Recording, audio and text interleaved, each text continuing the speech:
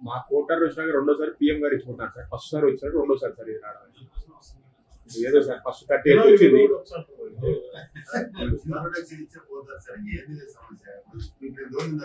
Last 2 days అండి 25 తేదీ ఇచ్చింది కదా.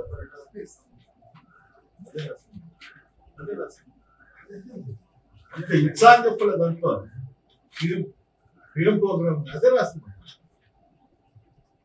పూర్తి డేస్ అని లేదు. పంపించా అని చెప్పి అప్పుడే రాయమని గ్యాజెట్ ఇచ్చాడు ఇమ్మను.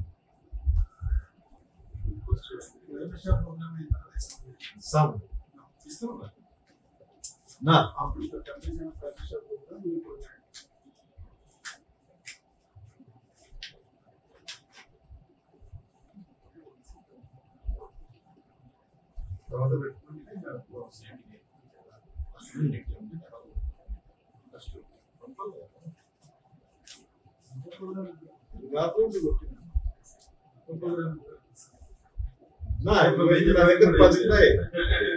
పది ఉంటాయి ఇంటి 10 రోజుల తర్వాత ఇచ్చా పంపించా అని చెప్పేసి ఇవన్నీ 10 ఉంటాయి. 1 2 కాదు నా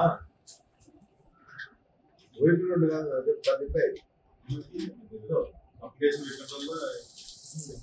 పంపిస్తాను 27 తేదీ నేను ఖచ్చితంగా పంపిస్తాను చెప్పి 25 ఇమ్మను 25 ఇమ్మను. ఎట్లా ఇద్దరు తెంపని వాళ్ళని ట్రాన్స్ఫర్ పెట్టుకున్నారు కదా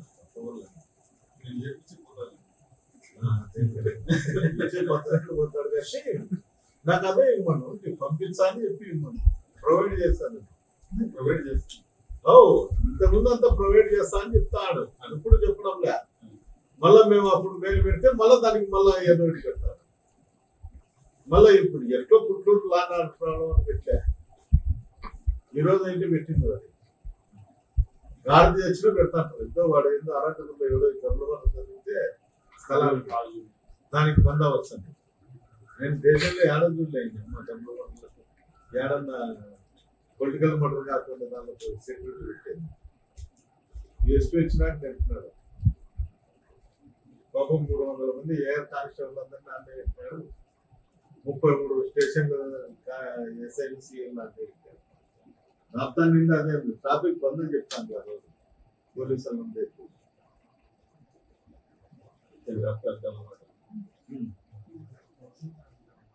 నేర్చుకుంటారు. మీరు ఎట్లా చెప్తారు నా పొలిటికల్ మర్డరే కాదు ఏం నాకు తెలుసు. దాంట్లో ముద్దాయిలు కూడా నాకు తెలుసు. మళ్ళీ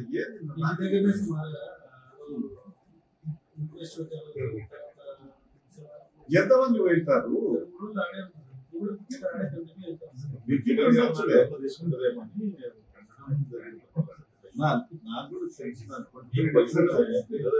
పొలిటికల్ మర్డరే కాదు ఊరికి ఏదో కాదు పెడతా అంటే ఇష్టం ఉండదులేండి. కాలేజ్ చూపించి కూడా ఏముండదు. అన్నీ అయిపోతాయి. ఎవడో వచ్చాడు మన లోకేష్ వచ్చాడు ఏం వస్తాడు అమ్మవాడి ఏం వస్తాడు ప్లాన్ చేయాలి కదా చేస్తారు. లేకపోతే ఇంకో దానికి వచ్చారు. ఎవడోడు పెళ్లి చేసుకుంటాడు. పెళ్లిళ్ళకి వచ్చారంటే సత్యందాలకు పంపించామని రాసింది. ఈ ప్రభుత్వం వచ్చినాక నేను తాడిపత్రికి కూడా పోవడం లేదు. నా సొంత నివాసం ఉన్నా కూడా అధికారులు అక్కడ పోయేదానికి నిరాకరిస్తా. ముఖ్యంగా లోకల్లో ఉన్నటువంటి జేసీ ప్రభాకర్ రెడ్డి నేను ఎప్పుడు తాడిపత్రికి పోవాలనేది అతనికి తెలిసిన పోలీస్ అధికారులకు తెలిసిన అతనికి ఇంటిమేషన్ ఇస్తా. ఆ ఇంటిమేషన్ తో అతను కొంతమందిని ప్రోగు చేసి వాళ్ళతో ఏదో గలాట చేస్తామని ఒక మెసేజ్ డిపార్ట్మెంట్ పంపించి డిపార్ట్మెంట్ ఏదో జరుగుతుంది అనే దాని కింద నన్ను నిలబెట్టడం జరుగుతుంది. అవసరం చేయడం జరుగుతుంది. నేను ఇవన్నీ చూసి కూడా నేను హైకోర్టు పోయి పర్మిషన్ తెచ్చినా కూడా జిల్లా అధికారులు దీనిపైన ఎలాంటి యాక్షన్ తీసుకోకుండా కనీసం నన్ను పంపించేదానికి కూడా ప్రయత్నం కూడా చేయకోకుండా ఉండాలి. ఏమని అడిగితే ఏదో కాదు చెప్తా. ఇప్పుడు కూడా నాకు కాదు చెప్పేది ఏమంటే వైజాగ్ ప్రధానమంత్రి వస్తున్నారు, ఆయనకు సెక్యూరిటీ పంపిల్ల, ఇక్కడ నుండి బందోబస్తు పంపిల్ల, అందువల్ల నేను నీకు ప్రొవైడ్ చేయలేకుండా అది పోయిన తర్వాత నేను చూస్తా అని చెప్తాను. ఈ విధంగా నాకు 7 సార్లు పెట్టాడు. అట్లా నాకైతే వీళ్ళు పంపిస్తారు అనే నమ్మకం అయితే లేదు. ప్రభాకర్ రెడ్డి ఏది చెప్తే దాంట్లోనే నడుచుకుంటారు అధికారులు. ఇది ప్రజాస్వామ్యమా? పోలీస్ అధికారులు అయితే అందరికీ నీతులు చెప్తాంటారు, వాళ్ళకి దీని గురించి తెలుదా?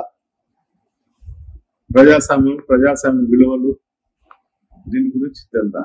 వాళ్ళు ఇప్పుడు కొత్తగా ఏం చేస్తారంటే ఒక 20 రోజుల నుండి ప్రతి ఒక్కరిని స్టేషన్కి పిలిచేది, మీరు గ్రామంలో ఉండాకండి, మీరు గ్రామాలలో ఉన్నా ఎక్కడన్నా టౌన్లో ఉన్నా బజార్లలో తిరిగితే వైఎస్ఆర్సీపీ కార్యకర్తలు వాళ్ళు కొడతారు, అందువల్ల మీరు ఊరు ఇడిచిపెట్టి పోండి అని చెప్పడం జరుగుతుంది.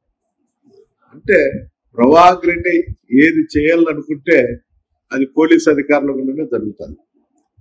పోలీస్ వ్యవస్థ అనేది ఉందా లేదో నాకు అర్థం కావడం లేదు.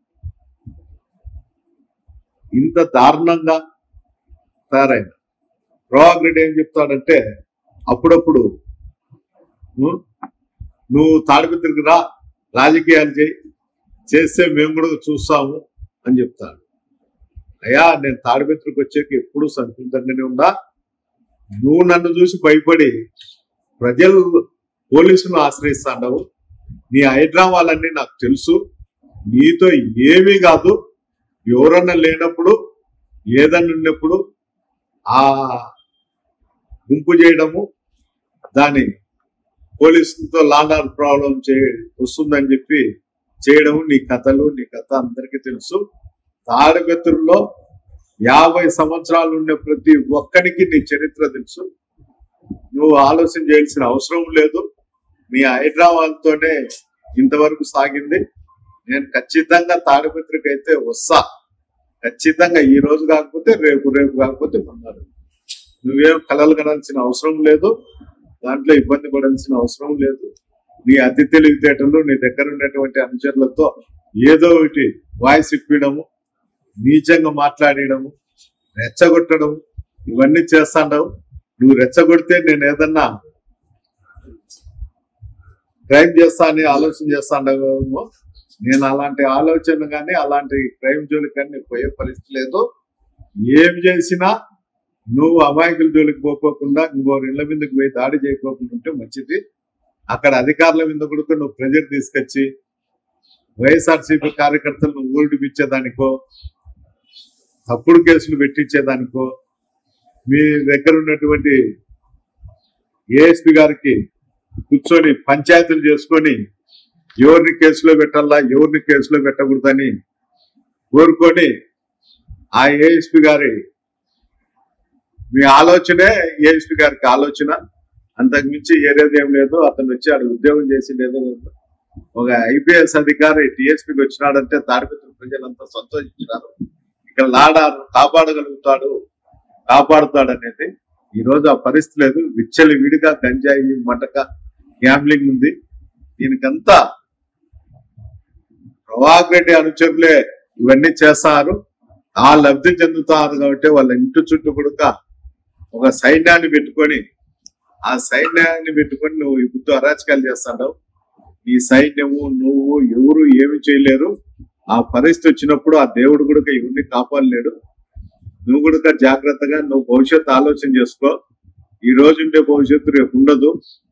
నువ్వు ఆలోచన బుద్ధి నువ్వేందో నాకు 74 ఏళ్ళు ఉన్నాయి, నేనేం చెప్తే అది జరుగుతుందని. నీకు 74 ఏళ్ళు ఉన్నాయి, నీ వయసు పోయింది, మతి ప్రేమించింది. దయచేసి ఆలోచన చేసుకొని నువ్వు పరిపాలన చేయి. నీ మున్సిపాలిటీలో డ్రైనేజ్ పొర్లుతున్నాయి, కొలాయిలలో కల్తీ వాటర్ వస్తున్నాయి, ఇబ్బందిగా ఉంది. పెన్నా నది ఒక మున్సిపాలిటీ డ్రైనేజ్ మాత్రం తయారైంది. దయచేసి నువ్వు అభివృద్ధి వైపు చూడు కానీ కక్షలు కార్పణ్యాల వైపు చూడకూడదని తెలియజేయడం.